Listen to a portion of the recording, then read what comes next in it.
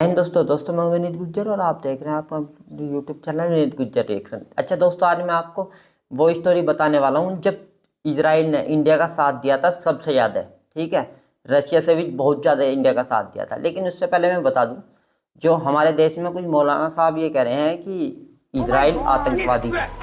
ठीक है, और सबसे बड़ा आतंकवादी है। तो मैं उन्हें पहले तो ये बता दूँ कि इजराइल आतंकवादी नहीं है, सबसे बड़ा आतंकवादी है पाकिस्तान, फिर अफगानिस्तान। तुम्हारे धर्म के चक्कर में है ना, वो आतंकवादी नहीं बन जाएगा कि तुम उससे नफरत करते हो यहूदी से तो हम आतंकवादी मान लें।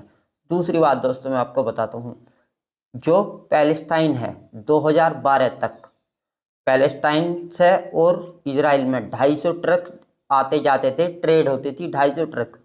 और इजराइल ने $800 मिलियन का इन्वेस्टमेंट करा था ताकि वे 450 ट्रक हो जाए। ठीक है, तीसरी बात मैं बताता हूँ, वर्क परमिट लेके उस गाजा पट्टी से लोग पैलेस्टाइन के डेली के बेसिस पर लाखों लोग जॉब करने आते थे। और जिस जॉब की कीमत, जिस काम की कीमत हमास के अंदर $10 थी ना, $10, तो उसी चीज़ की कीमत इजराइल में वे कितने देते थे? $150 देते थे पर डे के, जिसकी काम की कीमत $10। क्यों? क्योंकि यूएन से वादा किया था इजराइल ने। ठीक है, चौथी चीज़ मैं आपको बताता हूँ दोस्तों, सारी चीज़, पानी, बिजली, हर चीज़ उसे पैलेस्टाइन के उस गाजा पट्टी के हिस्से को कौन देता है? इजराइल देता है, ना कि और कोई देश देता है। ठीक है, और जो ये माथा पीट रहे हैं और जो ख़त्म कर रहे हैं ये लोगों को, जो है ना, जो आज मार रहे हैं, उनके भी बालक, जब उनकी माँ ने उन्हें जन्म दिया था ना, वे भी इजराइल के अस्पतालों में जन्म दिया था। ठीक है दोस्तों, अगर इजराइल अपनी फैसिलिटी ना देवे तो ये तो वैसे भी नहीं जी सकते। ठीक है, और अब मैं बताता हूँ ये कांड कैसा हुआ।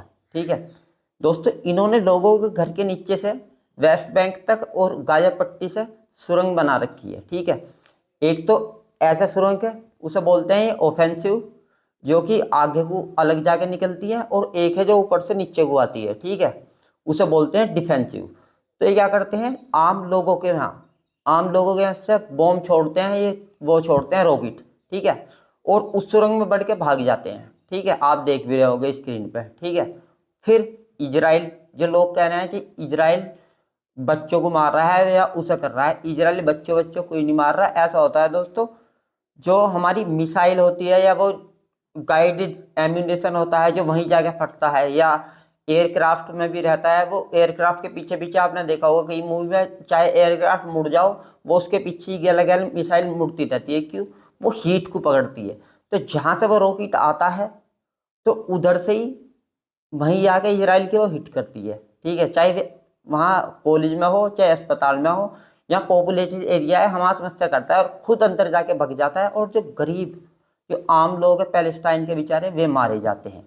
ठीक है, और फिर हमास उनका प्रोपेगेंडा करता है, फोटो दिखाता है, ये होगा ये होगा, और बाहर के मुस्लिम देशों से फंड रेजिंग करता है।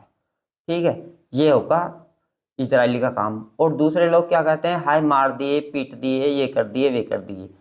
इजराइल अगर चाहे तो उनके घरों में पानी तक नहीं आ सकता। अब जैसे पानी बंद कर रखा है इजराइल ने।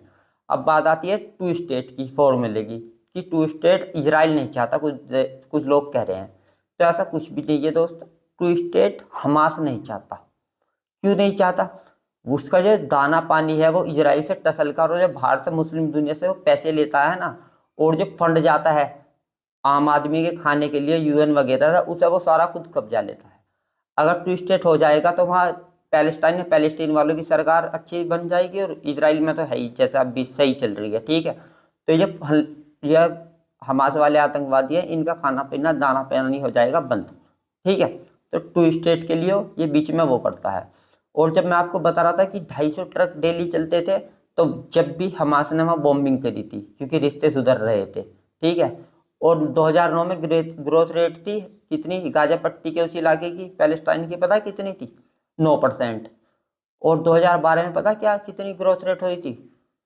39%। 39% कोई मायने रखती है। और पहली बार 30% से कम, फिर 30% से कम इन्फ्लेशन हुआ था वहाँ। तो आप ये देख सकते हो कि ये जो है कितनी नफरत करते हैं, और जिससे ये आपस में मिले ना। ठीक है ना, चौथी बात, जो हमास का मतलब ही है, जो उसके डॉक्यूमेंट है उसमें क्लियर लिखा है कि हमारा टू स्टेट के नहीं कह रहे हैं हमें हिस्सा दे, कुछ वो कह रहे हैं कि हमें इजराइल को बिल्कुल मिटाना है ऐसे, और यहूदियों को मारना है, जो कि वे धर्म से सीखते हैं, जो उन्हें मौलाना सिखाते हैं। ठीक है, उनका वो नहीं है कि हमें जगह दे दो या इजराइल अत्याचार कर रहा है, ऐसा कोई उनका फॉर्मूला नहीं है। ठीक है, उनका काम है बस इजराइल का विनाश करना, नाश करना, ये है। और जो पैलेस्टाइन के लोग वहां जाते थे इजराइल में जॉब करने, क्या उन्हें नहीं पता कि वे हमास वाले लोग रॉकेट इकट्ठा कर रहे हैं? लेकिन नहीं, जब वो लड़की, आप ये देख सकते हैं, जब नंगी लड़कियों को घुमा रहे और अपने वहाँ अंदर ले गए थे ना, तो उस पर हम डांस कर रहे थे पैलेस्टाइन के लोग भी।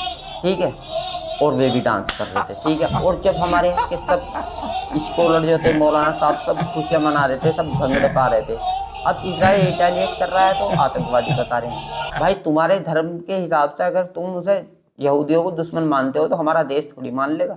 और तुम कहते हैं अटल बिहारी वाजपेयी ने ये कहा था, क्या नाम है, कि उसकी ज़मीन खाली करनी पड़ेगी इजराइल को, वो अरबों की ज़मीन है, अरबों की ज़मीन पे कब्जा कर रखा है। तो मेरे भैया मैं आपको ये बता दूं, जो अफगानिस्तान है ना वो भी कभी हिंदुओं की ज़मीन थी, जो पाकिस्तान है ना वो भी कभी हिंदुओं की ज़मीन थी। तो इसका मतलब थोड़ी है कि इंडिया अटैक कर देगा वहाँ, कि हाँ भाई पीछे 15 साल पहले हमारी ज़मीन थी और हम इस पर वो कर लेंगे। और दूसरी बात, पैलेस्टीन वालों ने भी प्लॉट खुद ही बेचे। और जो वो कब्जा करता है, कब्जा क्यों करता है वो इजराइल में, आपको बता दूं, कब्जा वो इसलिए करता है, वो देखता है जब तक ये पैलेस्टाइन है, जब तक ये मुझे जीने नहीं देंगे। ठीक है, 2000 2005 तक वो जो गाजा पट्टी है ना, 1967 में वो उसके पास थी, मिस्र के पास, ठीक है, इजिप्ट के पास। जब 1967 की वॉर हुई थी और ये सारे कंट्रियों ने आके एकदम इजराइल पर हमला कर दिया था, तो जब वो इजराइल के कंट्रोल में आ गई थी, फिर हुआ था एक समझौता,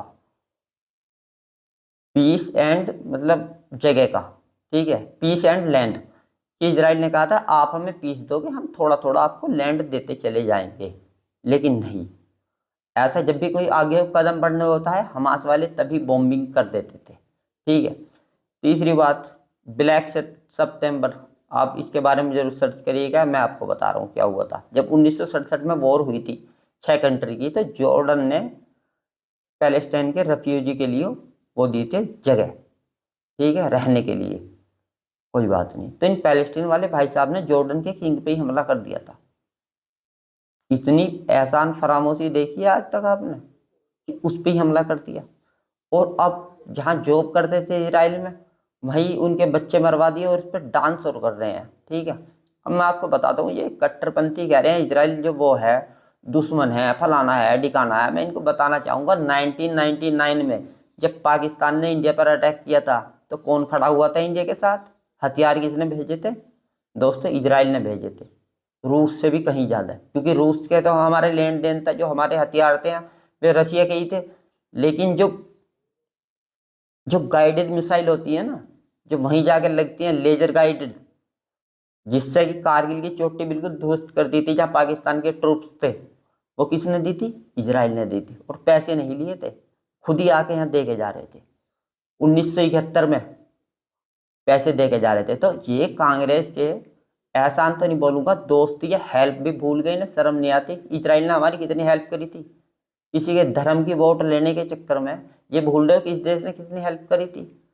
और इतनी घटिया इनकी सरकार थी, 1950 में इन्होंने मान तो लिया था कि क्या नाम है इजराइल है, लेकिन 1992 तक एम्बेसी तक नहीं खुली थी इजराइल में, क्यों? तुष्टिकरण के चक्कर में, जिससे इनकी सो कॉल्ड डरी हुई माइनॉरिटी की इन्हें वोट मिलती रहे।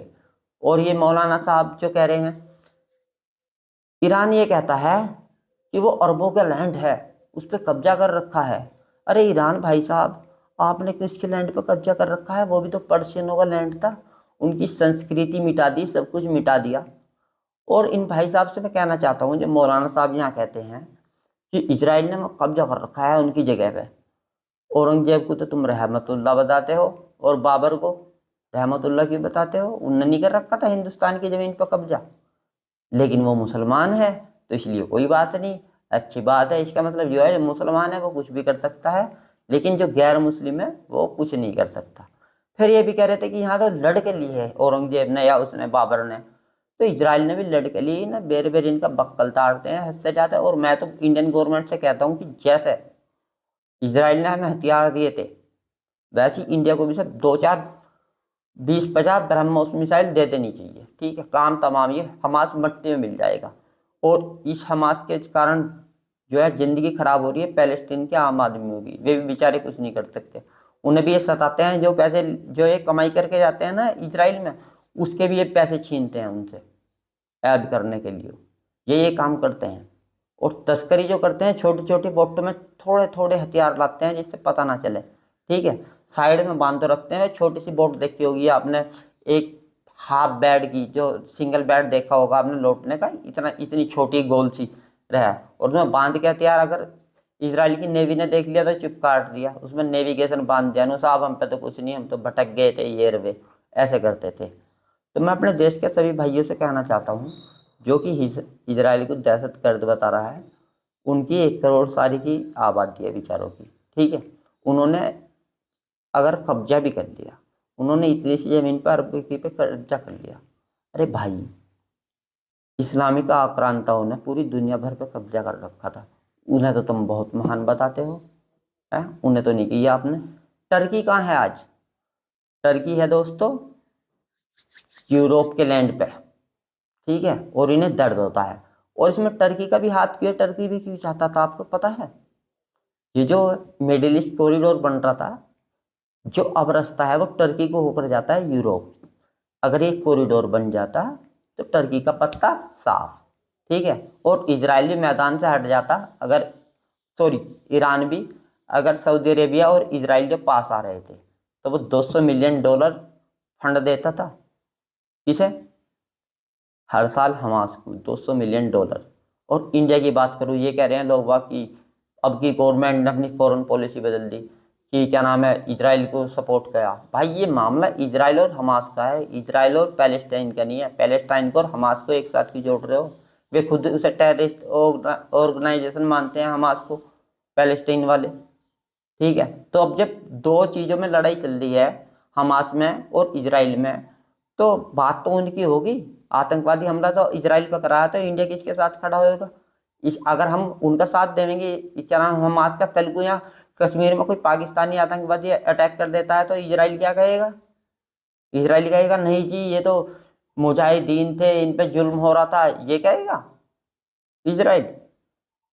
और जिसने हमारा इतना साथ दिया 1999 में, एक दूसरा देश पैलेस्टाइन के मारो, तुम एक देश को वो कह रहे हो, क्या नाम है, दहशतगर्द कह रहे हो, सबसे बड़ा टेररिस्ट कंट्री बोल रहे हो उस देश को जिसने हमारे देश की हेल्प करी।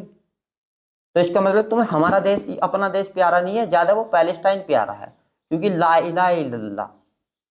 ये मेरी बहुत मुस्लिम भाइयों से मेरे से शिकायत है मुझे, क्योंकि इस चीज में भाई कल को पाकिस्तान अटैक कर दे तुम तो जब भी क्या होगा, तेरा मेरा रिश्ता क्या, ला इलाहा इल्लल्लाह, इससे क्या होगा? फिर तो तुम यूँ कहोगे, फिर तुम पाकिस्तान की तरफ से लड़ोगे क्या? कि वहां भी यही रिश्ता है, हाफिज सईद भी ये नारे लगाता है आतंकवादी है वो।